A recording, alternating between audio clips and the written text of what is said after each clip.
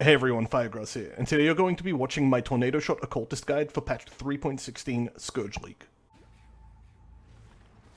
Throughout patch 3.15, I played 51 builds and League Start tested a further 15 builds, in the hopes of finding what I felt was the best League starter for patch 3.16. And this led me to the Poison Tornado Shot archetype, a build that has been slept on for way too long. The Tornado Shot Occultist excels primarily at Delirium farming, able to full clear tier 16 Delirium maps with nothing but a 5-link Quill rain and a 30c budget, whilst also utilizing layered mitigation tools such as Malediction, Enfeeble, Totem Taunts, physical damage conversion, and endurance charges, in order to face tank more damage than most bow builds can otherwise handle.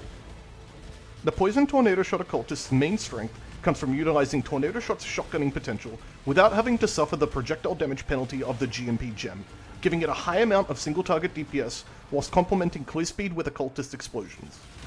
I've prepared a longer showcase of this build at the end of the guide, which amongst other things, shows this build killing 60% Delirious Guardians and Conquerors with 5 links, no cluster jewels, no influenced rares, and 0 quality unawakened gems.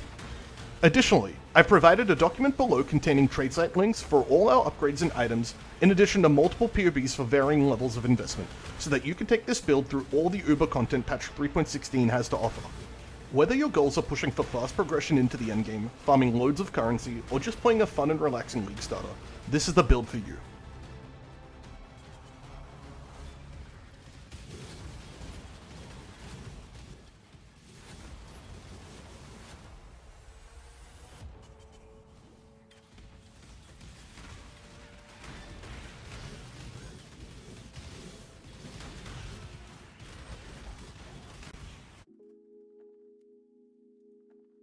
So before I get into the guide itself, I'm going to be explaining the defenses and the core mechanics of the build so that you have a better understanding of exactly why this build ends up being so strong.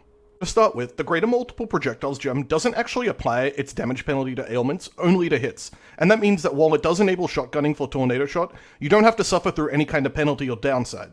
So ballistas are another way of significantly increasing your damage with this build. You could use ballistas for most bow builds, but it works really well for this build because your ballistas can apply Withering Touch, and because Tornado Shot generates lots of hits per second, you're basically almost always at 15 stacks of Wither on most targets. This build features 3 curses: Despair, which is purely offensive, Enfeeble, which is purely defensive, and then Temporal Chains, which is a mix of both. It slows down enemies, but it also increases the duration of your poison, which in turn increases your DPS. Lionized Paws, which is a 1C set of boots, allows us to triple curse pretty much all the mobs we encounter in maps, and this gives us massively increased clear speed, as well as massively reduced damage taken. Finally, because we're accessing all of our defenses from low investment nodes on the tree or our Ascendancy, we don't really have to spend that many points on things such as evasion and spell suppression the way other bow builds do. We can just spend all of it on damage, something that's very important to a poison build that has far more damage multipliers than most other builds. Something I'm not seeing any discussion about is the fact that the Scourge Realm is going to include almost no rare monsters. The Scourge Realm is going to be almost exclusively made up of normal and magic monsters, and this is a very big deal for any build that can include Enfeeble in. Now the way Enfeeble works is that it gives 30% damage reduction against magic and normal monsters, but only 15 against rare and uniques. When running juiced maps and going back into the Scourge Realm multiple times, you're going to stack the Scourge debuff up pretty high. Now, instead of investing heavily into evasion and just delaying inevitable one-shots, we're instead able to take full use of percentage damage mitigation, including the full effect of Enfeeble, which then gets buffed further by the Occultist. And so, for most of the time that we're in the Scourge Realm, we're going to be getting 34% damage reduction against pretty much every monster that hits us. Malediction is a part of the Occultist Ascendancy that basically gives you 10% less damage taken from any cursed enemy. This is laid on top of the Totem Taunt, which is going to be coming from the new Totem Mastery. And so the way the Totem Mastery works is that anytime you summon a Totem, it's going to taunt enemies for 1 second.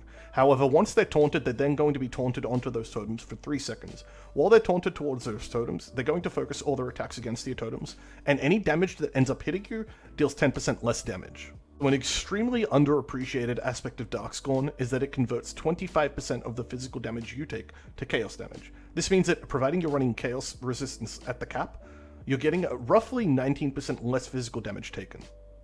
Now finally, once we start investing into clusters, we're going to be accessing the Enduring Composure Small Cluster Jewel Notable, and this gives us 12% less physical damage, although when you combine it with Cast 1 damage taken on Mortal Core, it ends up giving far more physical damage reduction. What all this means is that depending on the rarity of the monster, you're receiving 33 to 47% elemental damage mitigation on top of your resistances, and 52 to 62% physical damage mitigation. This is on top of having access to temporal chains and your evasion, of which you tend to run about 30% on the budget version. The leveling tree for this build is rather unorthodox. We start off as a fire-based witch and end up as a poison bow-based occultist. The downsides of this are that our leveling times are slightly lower, and we also end up doing a rather expensive transition that involves 3 alchemy orbs, 2 orbs of chance, 3 orbs of alteration, etc. You can't usually do this transition as early as you would hope. You typically have to wait till around Act 6 or 7, and so your leveling times don't really pick up until then. So this is pretty much what the build looks like by the end of Act 1. You've taken Firewalker, Arcanist Dominion, Hardened Soul, Deep Wisdom, and then you're working your way towards the Ranger part of the tree. I've provided a little drop-down menu so that you can sort of follow along as you complete the acts and see what your tree should look like at the end of each act. So this is what it should look like at the end of Act 2, end of Act 3, end of Act 4, end of Act 5, and then this is roughly what it should look like at the end of the campaign. Once you've finished the campaign, you want to start transitioning it fully into the Poison Tornado Shot Occultist. And so at level 70, you want your tree to look roughly like this, having completely dropped the investment into Firewalker and Arcanist Dominion, and just gone straight up here for the extra curse, and also atrophy. Upon reaching Lionized Watch, you want to take either Freezing Pulse or Ethereal Knives, but not both. This is entirely up to you, and it just depends on which one you prefer. Once you finish breaking some eggs in Mercy Mission, you want to take Flame War, Holy Flame Totem, and Arcane Surge as one setup, and then Frostblink with Onslaught in another link. Once you finish the Cage Brute, you want your setup to look something like this: Flame Dash with Arcane Surge and Onslaught, Holy Flame Totem with Combustion, and Flame War with Efficacy. Once you reach Act 2 and you finish Root of the Problem, you can pick up Herald of Purity and Herald of Ash as reservation effects to buff your Holy Flame Totem damage. You can also take Wave of Conviction for the extra fire resistance reduction. Once you've finished Sharp and Cruel, you want to set up your Holy Flame Totem with Elemental Focus and Controlled Destruction. You want your Flame Wall to be linked to Efficacy and Arcane Surge, and your Flame Dash to Onslaught. Once you reach Act 3, you want to finish Lost in Love and attain Flammability as soon as possible. This kind of works just like Wave of Conviction, where it's just extra fire resistance reduction. Now, once you finish Sever the Right Hand, you're going to transition into an Armageddon Brand Cremation setup. You want Armageddon Brand linked to Controlled Destruction and Combustion. You want Cremation linked to Controlled Destruction and Elemental Focus. You want Flame Dash linked to Arcane Surge, as well as Desecrate, potentially being linked into Arcane Surge, but it's not very important. And then you also still want to be running your Wave of Conviction, Herald of Purity, and Herald of Ash. Now, it is something to consider that Desecrate, I believe, is available in Act 2, so you may want to pick that up when it becomes available, but don't stress, because you can always go back and get it when you're ready. Now, the Act 5 transition, I've included the transitions requirements in the notes section if you want to double check this, but it basically requires 3 Orbs of Alchemy, 2 Orbs of Chance, 3 Orbs of Alteration, 2 Orbs of Transmutation, and 1 Scroll of Wisdom. You're probably not going to have all this stuff available to you at Act 5. Now, if you do have it by Act 5, you can simply go do the library quest and then access all the gems that you're missing. However, and what's more likely to happen is that you don't end up having all this stuff until Act 6 or even Act 7, depending on whether you're being diligent and picking things up or not, and whether or not you've gotten good RNG. It's entirely possible you get a really unlucky run and just don't get the 3 Orbs of Alchemy very soon, in which case I don't know that I would even recommend transitioning. It's okay to do a very late transition, and even if you pick the stuff up later on in maps, you're going to be able to level the gems up quickly, and this build is strong enough that basically entering white maps with all level 1 gems for this build shouldn't matter too much. You pick up a Cool Rain and you pick up some other cheap uniques, and they will carry your damage, very easily until you've leveled up your gems. Your transition basically involves running 2 separate fallings, one with Tornado Shot, Chance to Poison, Greater Multiple Projectiles, and Unbound Ailments, as well as a Ballista setup that includes Tornado Shot, GMP, Ballista Totems, and Withering Touch. Finally, the last 4 gems that you want don't have to be linked at all, they just have to be Flame Dash, Despair, Malevolence, and Herald of Agony. The budget PoB that I've provided this time around is gear that you can easily obtain by the end of day 1. I've set it to level 93 just to sort of give you an idea of what your tree wants to look like at level 93, but of course you shouldn't expect to be level 93 by the end of your first play session. For a quick rundown of the PoB, we're going to start off by coming out and getting Hardened Soul, and then we're going to come up here for Whispers of Doom to apply an additional curse. This is really important for us, especially as we're running an Occultist that's focusing on applying 3 curses at a time. We're going to run the Curse Mastery that gives us an extra chance to poison.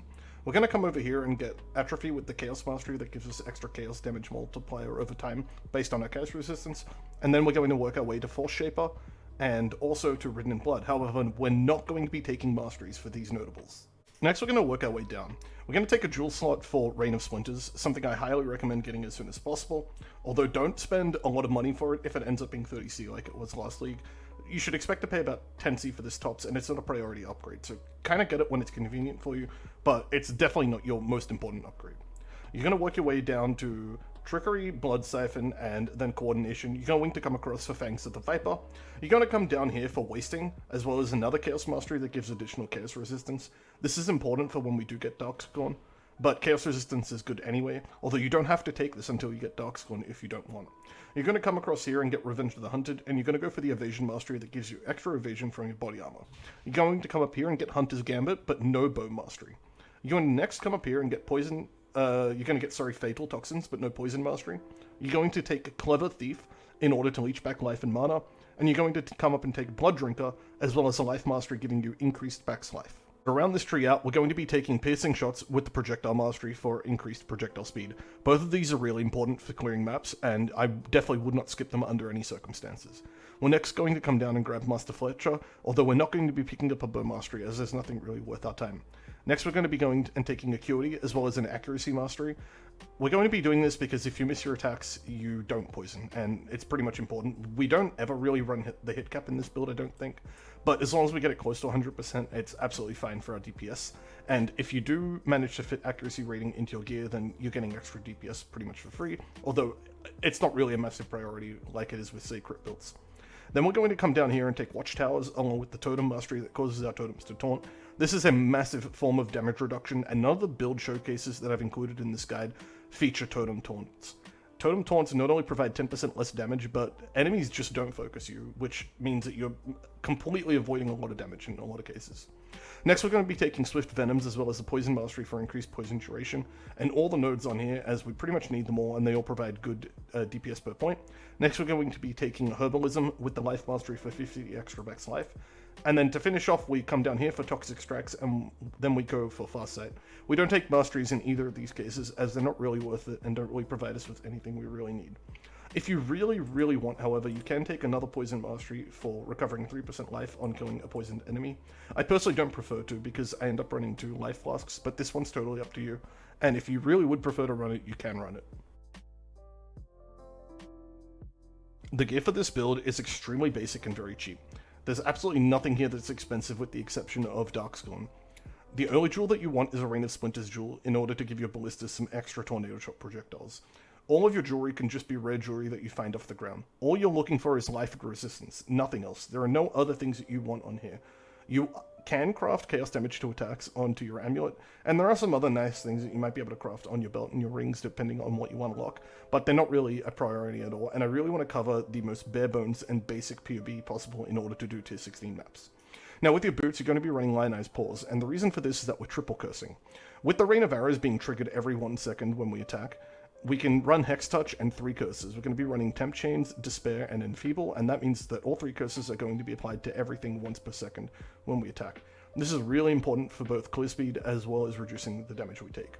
The gloves that we run are Embalmer, and they're kind of perfect for this build. They give us life, chaos resistance, which is beneficial for Darkscorn, increased poison duration, as well as flat added chaos damage, which, it's just all very synergetic to what we're running. These are all stats that are necessary for us. The level 20 Vile Toxins is kind of a waste, which is a real shame, but there's nothing really we can do about it, and not that we need to anyway. In this build, we're running the Dendrobate body armor. This is the body armor that not many people use, but it's very, very powerful. So what it does is it provides you with a pseudo 7 link by giving you a level 10 chance to poison. Now, we don't need the actual chance to poison from this gem, but it does provide some extra added chaos damage to attacks, which is a nice amount of extra damage to have on our ballista setup. Additionally, you can get up to 100% increased damage with poison if you have 300 dexterity, and 25% increased poison duration if you have 150 intelligence. Now, our build is perfect for this because we're basically starting off as an Occultist, which is the int part of the tree, and then moving into the dex part of the tree. So we end up naturally getting very close to this amount. And the Dendrobate body armor, as you can see, if I remove it, it's removing 24% of our DPS. So we're basically losing a quarter from losing this body armor. This body armor also comes with some extra all-res, which makes it much easier to cap your resistances. Now, we're not looking for anything important on our helm except for the Tornado Shot enchant. These may not be available on the market straight away on day 1, although once they do hit the market, they are going to be fairly cheap. You do want to look out for a evasion and armor hybrid base if possible, and the reason for that is we're going to be running our cast and damage taken setup in here. This ends up requiring 3 red sockets, and so having a hybrid base just makes it a lot easier to roll the sockets, but it's definitely not necessary. If you're only interested in buying the cheapest thing available, just go for it, and maybe you can cut 1 red socket out if you absolutely need to. The quiver that we're going to use for this build is the Drawneck quiver, and that's because nothing else really comes close for quite a while until you start getting into double influenced items. We're getting +1 pierce, we're getting 50% increased damage, we're getting some extra flat physical damage to scale up poisons, increased attack speed, evasion, and max life. Every stat on this goes to use, nothing is wasted, and if you want to upgrade this, it's going to end up being pretty expensive. One benefit of using a 1C unique, however, is that a lot of people are going to be corrupting and scourging this, which means it's very easy for you to find a Drawneck with additional mods on it that are going to be an upgrade. In the end, it's going to be quite a while before you accrue enough money to upgrade this into something that's worth the upgrade. A lot of the Chaos Dot multi-quivers that you can pick up with Hunter Influence, they may be like a 1 or 2% upgrade from this, but they will end up costing a couple of exalts in a lot of cases in order to be an upgrade from how much damage we're getting here, and so they're just not worth the time. Finally, in this build, we're using a Darkscorn. Now, this is literally the only expensive item in the entire build. You know, as you can see with this build, we are not running any clusters, we're not running anything expensive. It's just this one item. Since this item was moved to the core drop pool, it tends to hover around 1 exalt on the start of day 1, although I do expect with some people making league starters involving Darkscorn, this may go up to 2 or 3 exalts. But it's not really a worry because it's very easy to earn 2 or 3 exalts worth of currency during the first day of the league. Even if you're a newer player, you can expect to get this on day 2 or 3 at the absolute latest, and there are cheap alternatives that you can use in the meantime. So Quill Rain does cost you half of your DPS, but it's still a very cheap alternative. You know, a 5-link Quill Rain is going to cost you, you know, like 10C towards the end of day 1. You can upgrade from a Quill Rain to a Chin Sol, which is giving you a bit of extra DPS. So as you can see, with this PoB, Darkscorn starts off at 861, although if we go to a Quill Rain, we drop down to 426. Now, going from Quill Rain to Chin Sol gives us 488, roughly, 1,000 DPS. And then finally, a Lionized Glare is kind of like the next upgrade, and that gives us 568,000 DPS. Now, as you can see, upgrading from Lionized Glare to Darkscorn is going to still give us an extra 50% damage. It's quite a lot that we're getting here. You know, dropping from Darkscorn to Lionize is costing us around a third of our damage. So, whilst there are, you know, alternatives and there are upgrades from those alternatives, the thing is that the vast majority of the DPS you're going to be gaining is just from adding a Darkscorn to your build. I would really recommend, once you're done leveling, to probably pick up a Quill Rain and just 4-link it for the time being, earn the currency to get a 5-link Lionized Glare, and then straight from the Lionized Glare, just go for a Darkscorn. Every other item in this build is really cheap, and even the Dendrobate, we're able to run it at a 5-link if we absolutely have to. A 6-link Dendrobate may end up costing 2 to 3x, depending on how popular it is, but it's usually not a very popular unique, and I have heard of people picking this one up for 1x on the first day of the league. Our gem links are as follows. You're going to be running Tornado Shot, GMP, Unbound Ailments, Mirage Archer, and added Chaos Damage in your 5-link Darkscorn, or just any other 5-link bow that you end up running. In your Dendrobate, you're going to be running Tornado Shot, multiple totems, Ballista Totems, GMP, and Withering Touch. And once you 6-link it, you can add in added Chaos Damage. You're going to be running a utility setup that pretty much consists of Flame Dash, Arcane Surge, Malevolence, and Portal. In your boots, you're going to be running Hex Touch with Despair, Enfeeble, and Temp Chains. In your helmet, you're going to be running Immortal Core, Increased Duration, Cast when Damage Taken, and then you have an Open Gem. I've chosen to put Herald of Agony here, but you could switch Portal and Herald of Agony depending on what you want to do. If you want to end up switching them, you're able to run a Cast when Damage Taken Portal setup, which isn't as good as Cast on Death, but it does mean that you're going to constantly checkpoint your maps in case you die, which gives kind of the same effect, except that it may be a little more annoying and may lead to some unnecessary wastage of portals when your portal procs unexpectedly and you're, spam clicking a door or something like that. We don't have a lot of choice when it comes to Ascendancy nodes, but the ones we do end up taking are extremely important to our build. Void Beacon provides us with minus 20 chaos resistance, and that's really important because there aren't many ways to reduce enemy chaos resistance in this game, and this is one of the few ways to do so. So this is a massive multiplier to our DPS. As you can see, we're losing 18% DPS if I remove this node. Withering Presence gives us 15% more chaos damage, as well as 60% chaos resistance. Now, not only is this helpful, but when you consider that we're running Darkscorn, which converts physical damage to chaos, this is the difference between Darkscorn causing you to take more damage or take much less damage. So this is really, really important, especially when you're playing a budget build. You don't have a lot of ways to build chaos resistance into your gear, and this is one of them. As you can see here, I'm running 67% chaos resistance, and without this node, we'd be running 7%, almost nothing.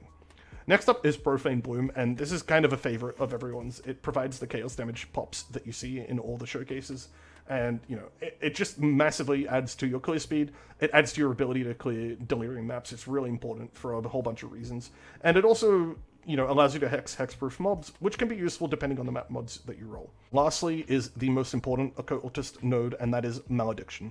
Malediction allows us to apply an additional curse. In this case, it's Enfeeble, and Enfeeble is massive damage reduction on its own. We then get 15% increased effective curses.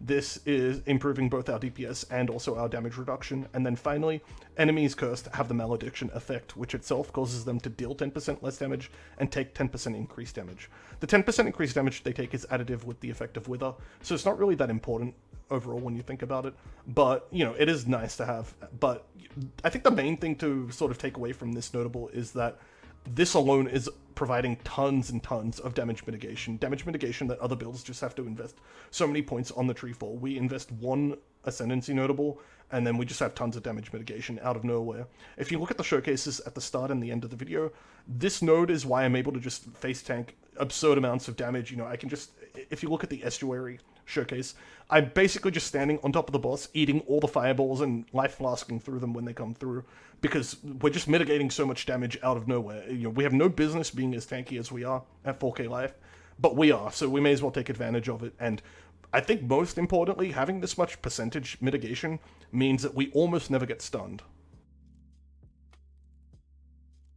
I've put together a mid-range version of the budget PoB. It runs about a little more than double the DPS, but it only has a few upgrades, and these are the sorts of upgrades I think that you can pursue over the 2nd, 3rd, and 4th day of the league without too much trouble. There are some larger and more important upgrades that we want, but they won't hit the market very early on in the league, so this is the sort of thing that I think you should sort of pursue while you're waiting for that sort of stuff and just accruing currency. The first thing we're going to be going for is a triple notable chaos damage cluster jewel. Now, I'm using a 9 passive base here. You don't have to use an 8 passive base if it's going to be very expensive like it was last league. Just go for something cheap and spam aberrant falses on it until you hit something like this. I would pretty much say that any combination of notables that ends up being useful for you is going to be fine. The main thing that you want is access to 2 medium clusters that have the Circling Oblivion notable on them. Now, I'm using generic damage over time here, but you can use chaos damage over time. There's a whole bunch of different options that you have in order to reach Circling Oblivion. Circling Oblivion is worth about 9% DPS each one we take, and, you know, you don't even need a second notable on these as long as it's a 4 passive cluster so that you can reach the jewel slot easily. But, you know, if you are looking for some... I've just added, for example, Brood for potency here because it's a really cheap one. But yeah, if you are looking for something else, just take anything that's useful, you know, but definitely don't prioritize it or anything. I think just getting cluster jewels with Circling Oblivion and nothing else are going to be pretty cheap, and you can just, you know, buy them. And as you can see, the DPS isn't that much different between taking them and not taking them. And at the end of the day, the point that you're saving here is worth about 3%. You can find things that are close here. So, for example, if we just allocate these 2 nodes here, we're at 1.847 million DPS versus taking these 2 notables, we're at 1.868 million. So, not very much difference in DPS at all. Now, for our jewel slots, we want to run probably a Searching Eye Jewel that has Dex, Life, and added Chaos damage. There are other combinations of stats you can go for. You can also go for a Viridian Jewel that has Dex and Chaos dot multi on it.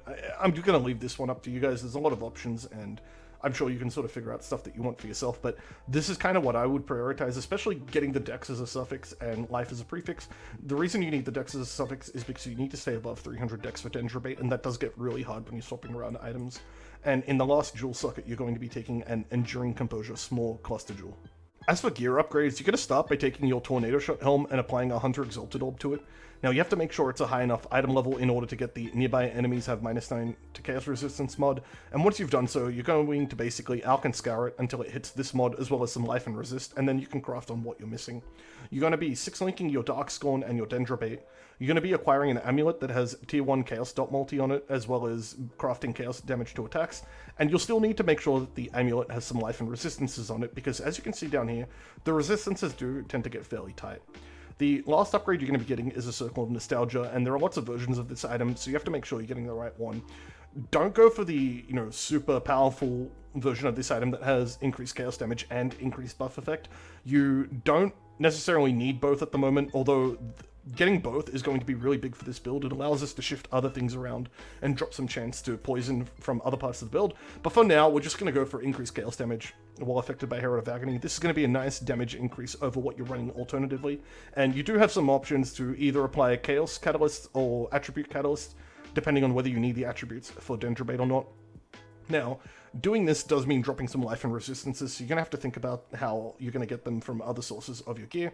As you can see, the life drops down to 3.8k here. It's not really much of a problem. I've tested it out, and the build's perfectly fine at 3.8k, especially once you're picking up this much extra damage, but it is something to keep in mind. If you absolutely have to, you can just run 2 Vermilion rings like we're running on the old version of the build. You're not going to be losing that much damage. The reason this ring loses 22% DPS if we remove it is mainly because we're going to drop below 300 dex.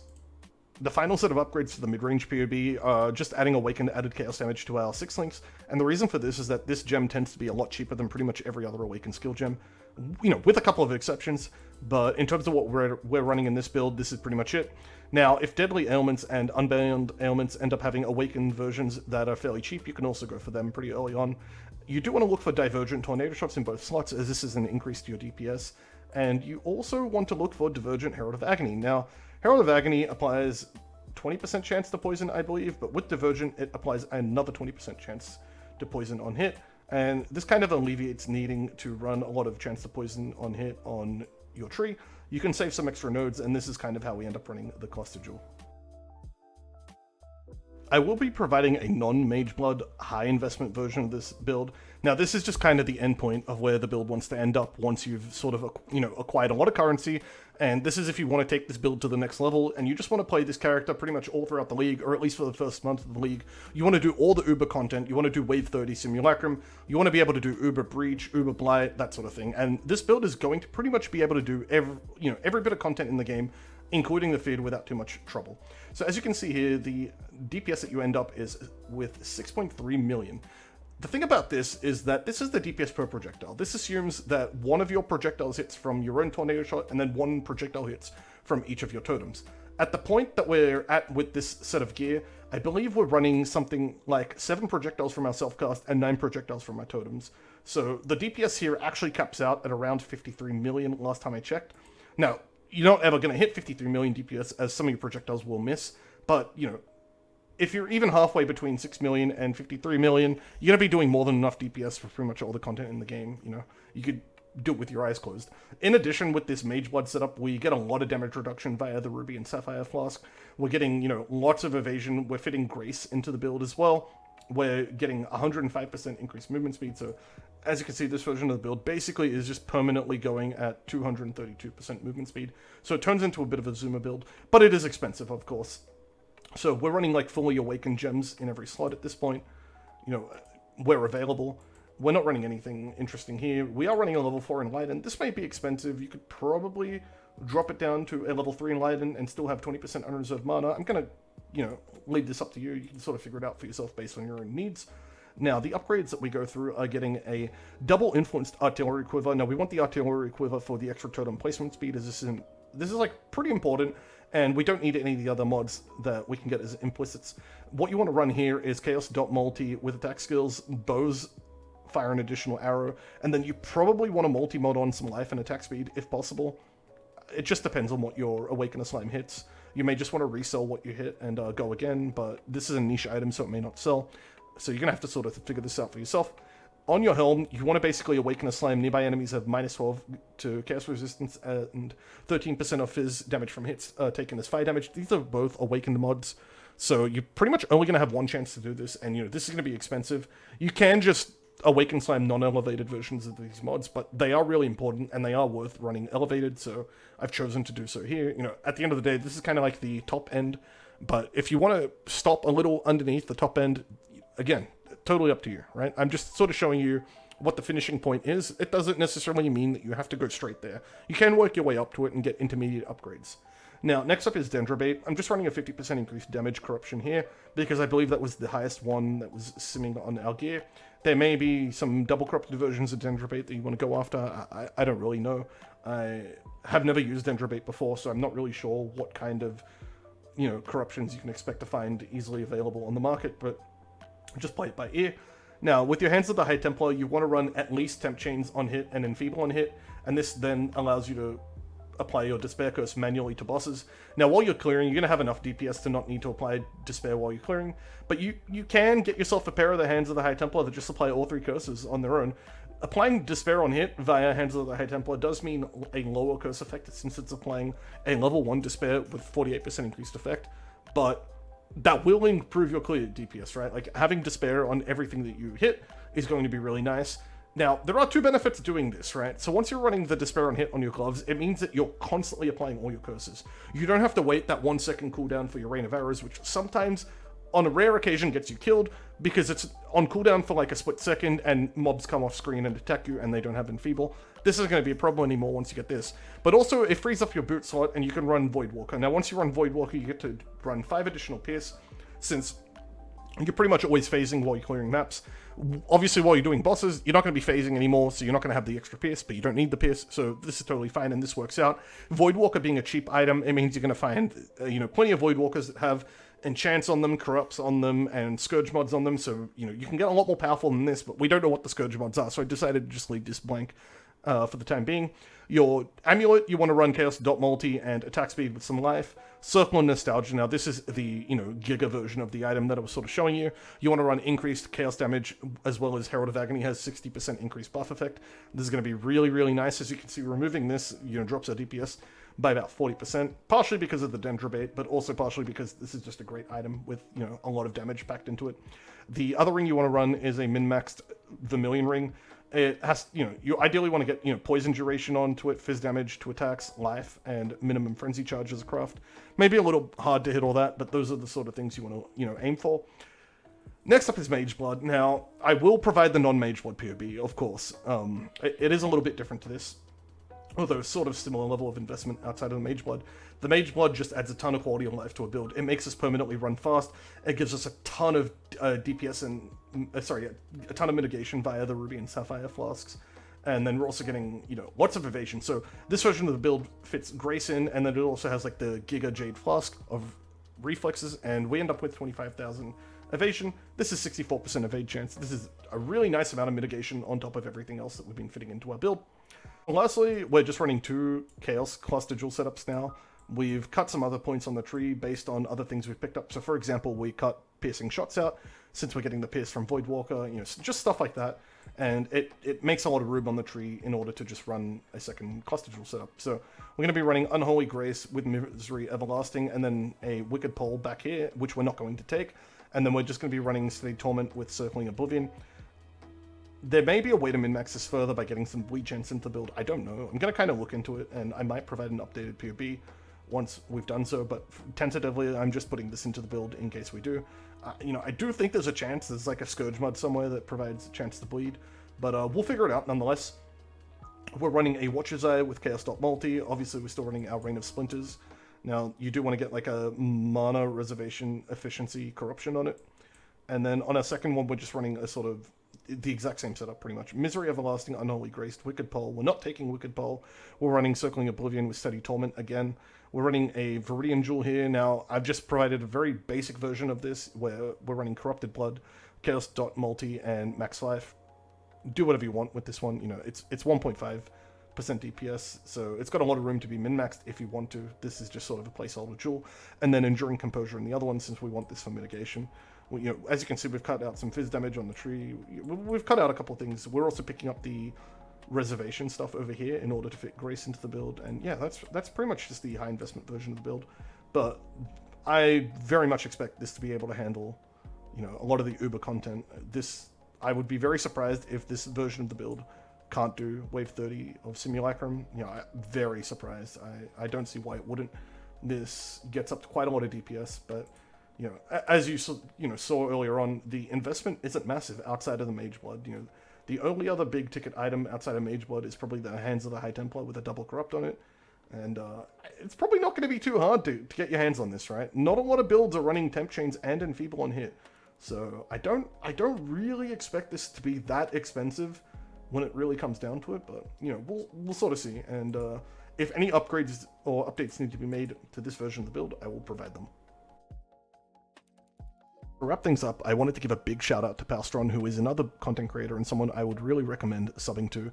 He came up with the idea for this build, although he ended up making a guide for a Raider version, whereas mine is an Occultist. Our builds do pretty different things, they have different strengths and weaknesses, and we decided that given how much divergence there was between our versions, it was probably worth just making separate guides and not really, you know, looking at each other's PoBs very much. This version of the build is the one I'm going to be playing, and mainly the reason for that is because I want to be doing early Delirium content. I'm hopefully aiming at 60 or 80% Delirium on day 2 or 3 of the league, depending on how things shape up and what's looking like a juicy money-making strategy, and I think this is just much better for that. I think a lot of Raider's strengths being, you know, evasion is just not really warranted in the current meta in the way that things were nerfed in 3.16. I think evasion is more of a luxury mitigation tool rather than a main source of mitigation, and the reason for that is because if you don't have any way of actually physically mitigating the damage so that the max hits are lower, you're going to eventually just get one-shot. Evasion is really good once you have mitigated damage enough so that nothing one-shots you. At that point, it can be counted as mitigation, but before that, it's just basically delaying one-shots, and I don't really like building a character around that when you have the option of just mitigating a hell of a lot of damage with far less investment than what evasion requires currently. On a personal note, I just want to apologize to everyone who waited for this. I told you guys it was going to be coming soon, and it took a couple of extra days than what I intended, but I didn't want to put it out before it was ready. It would have been very easy to just whip up 4 quick and easy PoBs on skills that kind of look okay on paper, but I wanted to do some very in-depth testing for this build and really test the limits. That's why, if you look at all my showcases, I have 0 experience. I've pushed even 100% Deli on 5 links on this gear. You know, it's doable, though I wouldn't recommend it because it takes like 25 minutes to do a single map. I really wanted to make sure that the league starter I was getting out was amongst one of the best. I very much like the fact that my brand is associated with high quality content, and I don't want to dilute it by just putting out builds that, you know, are subpar. I don't intend on flaming anyone when I say this, but a lot of the other league starters that are being put out and are popular at the moment aren't very good. That's not exactly the fault of other content creators, however. A lot of this comes down to the fact that a lot of things changed at the last second, and GGG gave us a whole new passive tree with, you know, less than a week to go before the league launched. So I don't really hold anyone accountable to this, but it does remind me a lot of why I got into content creation in the first place, and that was because you know, as a player, I was very unhappy with the offerings that I was provided with by other people, and so I truly felt that I wanted to do a better job and be the change that I wanted to see, rather than just, you know, backseating other content creators and complaining that the content they were putting up wasn't up to my standard. If you do play this build on League Start, I give you my personal guarantee that you're going to have a great time. Not only is the playstyle fun and easygoing, but the progression is very easy, and you know, if you're someone who played Forbidden Right Totems last league and you're worried that you're going to experience a bit of a whiplash going into this league because the League Starters available this league are significantly weaker than Forbidden Right Totems, look no further. You know, this build is almost at the level of Forbidden Right Totems in terms of how easy a time you're going to have progressing through content. It doesn't have the same strengths, so you're not going to be able to do the feed on a 10 exalt budget, for example, but when you look at stuff like Deli content and Simulacrum, you're going to have a much easier time. This build has a lot more mitigation packed into it, so for those of you who liked Forbidden Right Totems damage but didn't like the, you know, weak survivability of it, you're going to have a much easier time playing this. I'm going to finish this video off with a showcase of what this build can do on a budget.